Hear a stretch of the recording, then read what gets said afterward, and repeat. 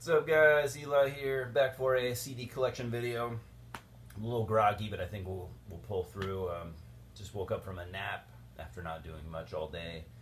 I guess that's what you do when you start getting old. You turn into a piece of shit that naps more than you need to. But still listening to plenty of metal. Still collecting it, of course. Yeah, 10 CDs today. All metal bands, 100% metal. And yeah, we'll get started picking up where we left off last time, wherever that was, whenever that was. The album we are starting off with is one of my favorite bands out of Australia. I like a lot of Australian bands. Just something about that country is just perfect for it. But anyways, Australia's own black thrash, Gospel of the Horns, with Eve of the Conqueror. This is one of their earlier releases. I don't remember exactly where it falls, but this is an early release by the, at the time, young Irish label Invictus Productions. You might know them for kind of rising up to be one of the better known extreme metal labels for, you know, black and death metal. Did I show the back? I gotta start taking notes because of course, not on every CD has like the release date and stuff like that. I want to say this is early 2000s, but yeah, I gotta start writing shit down.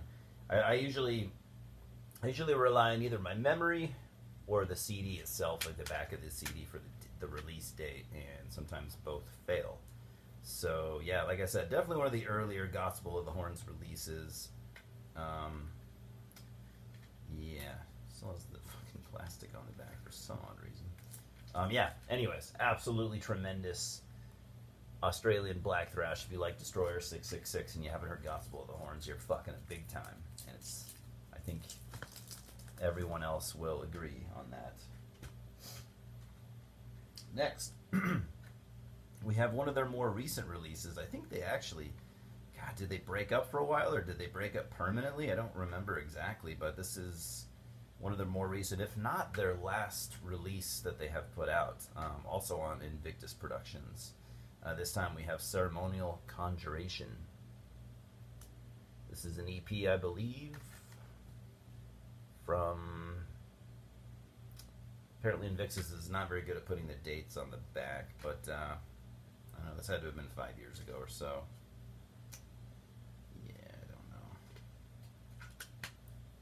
Another killer release by Gospel of the Horns. Like I said, if you're into Destroyer 666 and that early Australian stuff, you're fucking up if you haven't heard this band. Odds are you have, but I'm just saying, if you haven't. I'm a big fan of this next band. I know they are quite controversial, and I get that. And if anyone is, you know, sensitive to that kind of thing, I get that too. I think it's...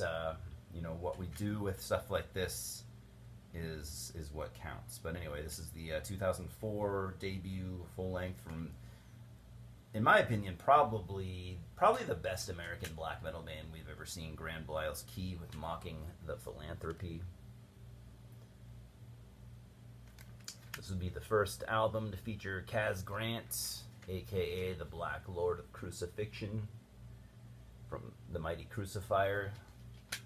He would be a force on this album with, you know, his drumming, with his vocals, with, you know, writing lyrics and stuff like that. And I mean, the Grand Belial's Key demos were great, but you know, Kaz brought something to the band that I'm not going to say that they needed necessarily, but it made the band, you know, the great band that it was.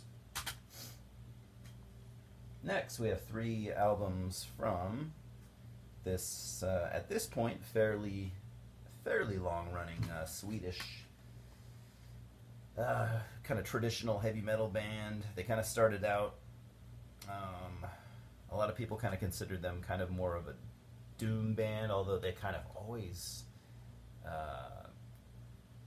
kind of disagreed. They never liked that title. A big part of it, I think, was because they were signed to the Rise Above record label, which is putting out a lot of doom. And, you know, they were putting out, you know, heavy metal, but it was along this, it was kind of slow. It was slow heavy metal. It was kind of doomy heavy metal. But anyways, they didn't like the doom tag. They kind of shed that. They're more of just a straightforward, you know, kind of Manowar-esque kind of sort of epic heavy metal band from Sweden, if I didn't say that, Grand Magus. I still have this sticker on it from when I bought it used like 10 years ago. We got Wolf's Return. This is the earliest album I own from them. It's their third or fourth album. It came out on Rise Above and also Candlelight Records in the US, 2005. I really like this band, and this is a great, great album from them. If you want to get a taste of it, you know, go listen to the song. Maybe just look at the first song, Kingslayer. Fantastic. And they would kind of just, the sound that they started playing on this album, they would kind of just continue to do to this day, really. I don't think they've really changed a whole lot as far as their songwriting style. So from there, I also have two others. I'm surprised I don't have more, to be honest. I don't have anything else up until 2014, and this might be my favorite album from them. That sentiment does not seem to be echoed by many, but this one, I've always just latched on to this one. 2014 Nuclear Blast Records, Triumph and Power. Very cool cover art.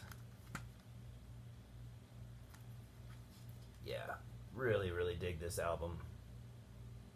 Just, it's restrained, yet there is so much kind of underlying epic, you know, I call it like a Manowar-esque album, but it never takes the plunge like Manowar does. It never goes into full-on epic, over-the-top power metal. You know, they always kind of, those elements are there, but they keep themselves just restrained enough to not become over the top. Like, in my opinion. Yeah, I mean, look into the first track yet again, On Hooves of Gold. And the second song, Steel versus Steel. I think every song on here is just really, really memorable. You know, the hammer will bite. Just very memorable and well written, and just, yeah, I've just always loved this album. Next thing I have from them is the follow-up to that, I believe, 2016's Sword Songs. Another very cool cover art. I felt very disappointed when this came out, to be honest. I have, and we're talking recently, I have kind of came around to enjoying this. But I just really felt, when it came out, I just really felt like it was very lackluster. I still don't think it's nearly as good as most of their other albums, but it is pretty good. It took, like I said, it took me a couple of years to get into it, but pretty good album. Definitely worth owning and listening to on occasion. I'm sweating like a pig, man. It's getting hot again. God damn it. Alright. Next we have, I got one album from this Norwegian black metal band, Grovdal, with their album Sadist. Came out on Unexploded Records. Sorry, I shouldn't have shown that cover for that long. Probably not good. Recorded in spring of 2007. I'm assuming it came out around that time. I got this off of, I don't know, some distro or something a couple years back. It's not bad. It's violent Norwegian black metal. Listened to it a couple times. Never really stuck with me. I don't have anything bad to say about it, nor anything real good, but if any of you guys have any, if you think a little high, you know, a little higher about it than I do, jump in and clue us in. Next we have, oddly enough, the only album I have from Sweden, Sweden's death metal band, long-running death metal band, Grave.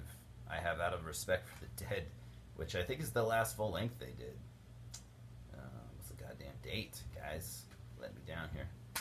Only thing I have from them, I used to have like a compilation of theirs, but it's the only full length I've ever had. This came out on Century Media Records. They've been signed to that label a long time at this point. Long time. Another album that I just felt, when it first came out and I first listened to it, I just thought it was very boring. I've really, really grown to appreciate this album, though, in the last 3 or 4 years. It is actually very good. I don't know what I was thinking at the beginning. I just don't know. I think it's quite a good album, actually. And wow, so this is a weird showing. These 10 CDs. This is also the only album I have from this long-running German speed metal band, Gravedigger, Twilight of the Gods. It came out in 2012 on Napalm Records. Yeah, only thing I've owned from them. I've heard a couple other things. You know, they've been around since the early 80s.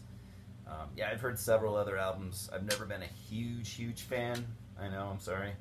I'm kind of that way with German stuff. There's a lot of German metal that I like, but I've just never been a massive fan. Yeah, it's a good album. All the songs are you know, about different like Greek gods.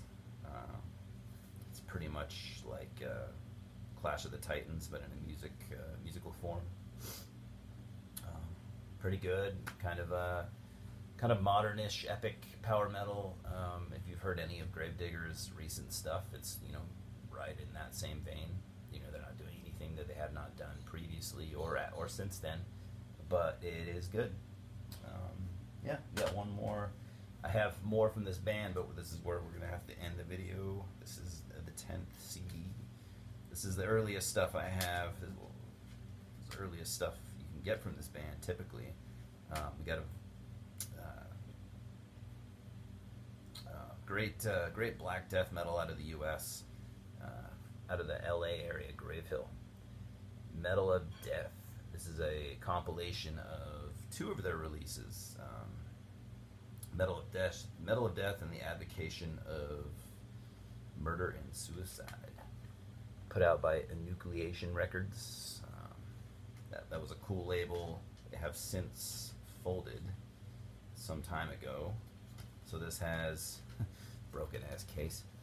This has stuff from their earlier era, their original lineup, and then it has some stuff from their second lineup, if I remember correctly. They've had a couple different lineup changes, not a lot, but yeah, great stuff. This is them at their, you know, most raw and nasty, and yeah, they're most vile. Not that they ever cleaned up their act or anything. They've always been a raw, dirty, nasty Black Death band, but obviously, you know, in their younger, more early demo days, yeah, they were a little more filthy sounding. So I think a lot of you know Grave Hill at this point. They've always been a fucking cool band. So that's all I got.